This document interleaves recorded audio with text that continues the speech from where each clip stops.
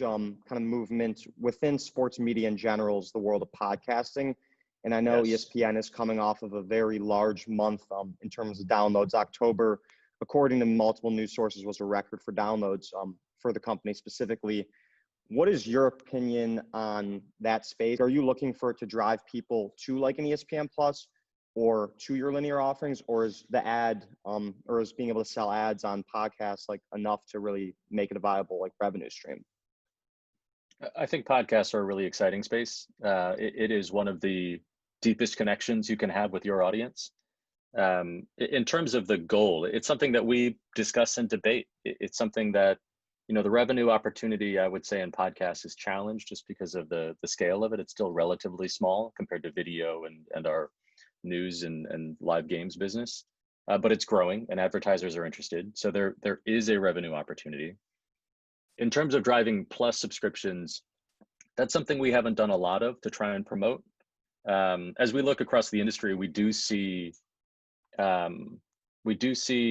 early efforts of other companies trying to drive subscriptions. So the New York Times Daily, for instance, regularly promotes subscriptions to the New York Times. And they frame it as a way to support the daily, to make the daily possible, subscribe to the New York Times. There are others that are putting, podcasts exclusively behind paywalls.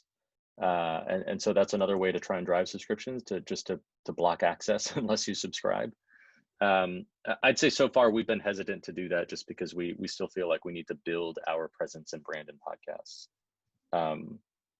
And so I'd say overall, we've been focused on trying to tell good stories or trying to, authentically build relationships between our talent and our audiences. And so we have successful podcasts around things like Fantasy Focus, where our leading fantasy content talent, Matthew Barry and Field Yates and Stefania Bell, are there to serve the fantasy audiences with discussions about players and everything that's happening there. Our NBA talent in Zach Lowe, in Windhorst, and Woj in particular, can tell their version of their NBA coverage and have conversations with their audiences around that. And 30 for 30, I think, has extended wonderfully into podcasts. They're a team that focuses on the medium for their storytelling in addition to the stories. And so they approached podcasts very differently than they approached films. And they really embraced and understood what makes a good podcast. And we're really proud as a company of the seasons that we've had of the 30 for 30 podcast. So I think we're still learning. There's a lot still to be figured out in that space. And as you mentioned, what is the actual goal and purpose of it? We think we can serve multiple right now, and we're doing different things along those lines. But it's something that I think we'll continue to lean into. For me, it's really like the authentic connection between the host of the podcast and consumer. Maybe it's taken the place for many of their kind of local sports radio show as they drive into work, and having that dependability, like, you trust this guy or girl, and they're going to tell you about what happened the last day in sports. But when you wake up and all right, it's Wednesday, a podcast is coming out for my favorite show, it really is like you feel like you'll cue them and you'll watch it versus maybe you'll miss an episode of SportsCenter or something like that. But you can always catch up given it's like on demand. That point is an important one, though, in terms of being able to set an expectation with our audiences and have them be able to expect that we're going to have a podcast out every Wednesday or twice a week on Mondays and Thursdays. That's something we've gotten better at over time. A lot of our early podcasts were things that our leading voices were doing on the side. They have their own shows, they have their own columns and writing that they're doing, and so they would fit in podcasts here and there. But as we learned, the best ways to engage audiences through podcasts, a regular publishing rhythm was important. And so we've started to do that, and even trying to figure out what is the right rhythm. Different shows are best weekly, some shows are daily, and that has a whole different production consideration. So we've been playing around with that. So, looking at moving a show from weekly to twice a week or from twice a week to weekly, we're looking at those things. Yeah. And I'm just going to transition to one more question before heading into some quick hitters. So, Sure. I mean, this is a major time in terms of looking at the future of live sports rights, given that The NFL is coming up in a couple of years. The NHL is back on the block, and ESPN is said to be interested. With the NFL rights supposedly doubling, is what projections say. Like, what is the value in that product, which everybody knows like accounts for some of the most watched shows every single year? Even with prices rising, is that still a place where a company needs to contend, in your opinion? It's undeniable that it is the most valuable single property. It still commands the biggest audiences wherever you have the games, even though it does feel like sometimes the limits are being pushed in terms of the number of days we're having NFL games. There is certainly a breaking point where it no longer makes financial sense, and there's, I would say, an effort to try and find where that is. But it is clearly the most valuable brand in sports. It is incredibly valuable for us, not only with the games that we're covering live on Monday nights, but in all of the conversations we're having year round.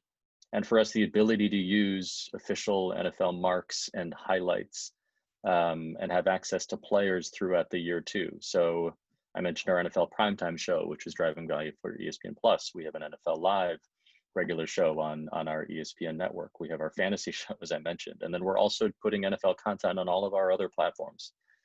We have restrictions to be mindful of on how we use them, on social media. But it is the biggest and most valuable property, and so we're going to continue to be extremely interested in continuing that relationship. We bring a different set of assets and needs to the table now, looking at where our company is versus the last time we bid, and each of the other broadcast partners have a different story to tell too. So it's going to be an interesting process. The NFL has been a long time good partner of ESPN. We've had our ups and downs with some scheduling issues and some stories here and there. But there's no denying the power and value of that relationship. And so, it was one of the early things Jimmy Pitaro did when he became the president and chairman of ESPN, was work to build up that relationship. And now that's proving valuable as we engage in our conversations with them. Yeah, and it really does come full circle when you have agreements with betting operators as well, and that allows you to kind of talk about NFL content in that regard with marks of those DraftKings or whatever company it may be. Betting's complicated. We need partnerships with the betting companies. We need specific rights from the leagues. We need to be mindful of how our content is being distributed, or what calls to action we have in front of customers in states, because not every state is the same. And so there's a lot for us to untangle in terms of how we are presenting anything that gets closer to actually placing a bet. We can put our content out there, but if we want to attach a league to that content, or if we want to try and attach any sort of link to actually place a bet, there's a lot more that we need to be mindful of. And so we're working with partners to be thinking through all of that and operationalizing it. And that's really interesting. As a consumer of betting, I think, speaking for all of us, whoever's in that group, definitely excited to see that kind of all play out over the coming years, because I think it's just going to become easier to place a bet while watching content or whatever it may be, just looking 5, 10, maybe even less years down the line. So I'm just going to transition here to a couple quick hitting questions. I've asked my last couple interviewees this, but who's your Super Bowl champion with the playoffs coming up? Oh boy. I've admittedly not been following the NFL as closely as my Bears have been pretty terrible. I'm with you. I'm a Bears fan. It's so sad. It's a tough time. Right in the middle. Indeed. The worst place you can be. I guess I'll put my money on Mahomes continuing to do magic and have the Chiefs come back. Okay. Yeah, that's where I am too. Now, what's the best innovation you saw in sports during the pandemic? Quickly, if you must. Best innovation in sports during the pandemic. I was really impressed with how seamlessly the NASCAR broadcast teams moved from showing NASCAR races to this iRacing solution. Just the nature of NASCAR, you could visually recreate it pretty well through iRacing, and they were able to maintain an incredible percentage of their audience in their broadcast windows using in some cases the same drivers. So I found that to be pretty incredible. I don't know how much that's going to play into the future coverage, but it was an impressive transition. Yeah, very neat.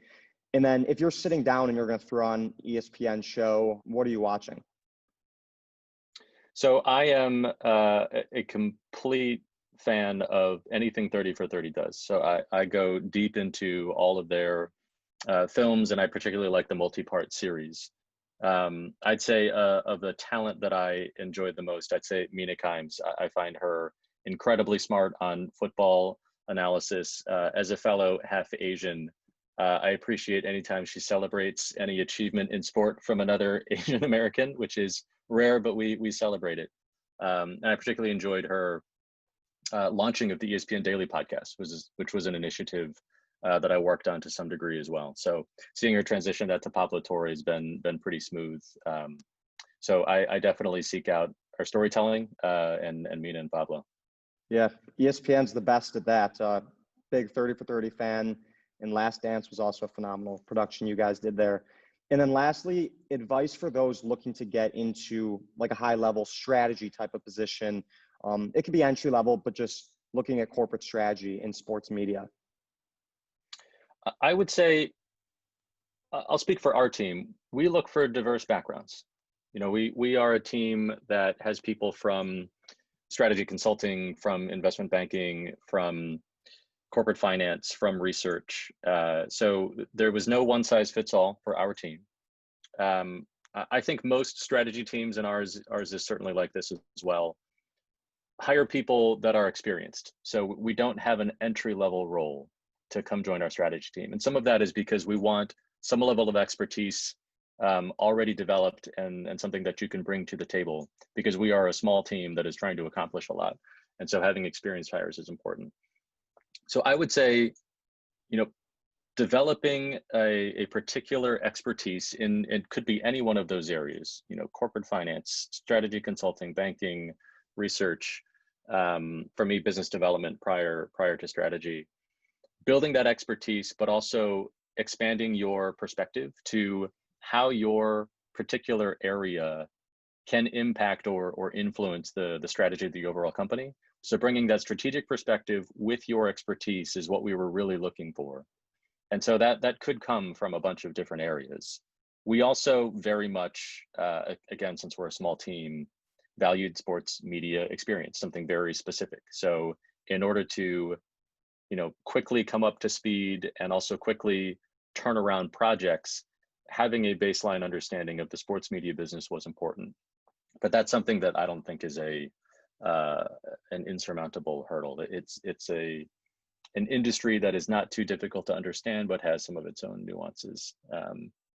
So those are the types of experiences that I think are the most helpful. And then, but in terms of actually getting a job, there aren't that many. And so continuing to network and, you know, find people that are in those places, make sure you're on their radar, talking with them, so that as jobs become available, you can find out about them.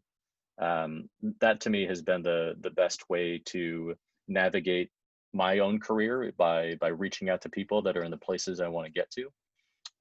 And then, you know, through the course of what's hopefully a natural relationship, is finding those opportunities, even if it's not with that person, they might be aware of something. And so I do think networking is an important component of trying to land a job where there aren't that many in a particular field. I really appreciate the genuine insight. You guys certainly do it very well. And I just want to thank you again, Nathan, for taking the time. This has been such a great conversation, and we really do appreciate it, especially prior to the holidays here. My pleasure. Have a good one. You too.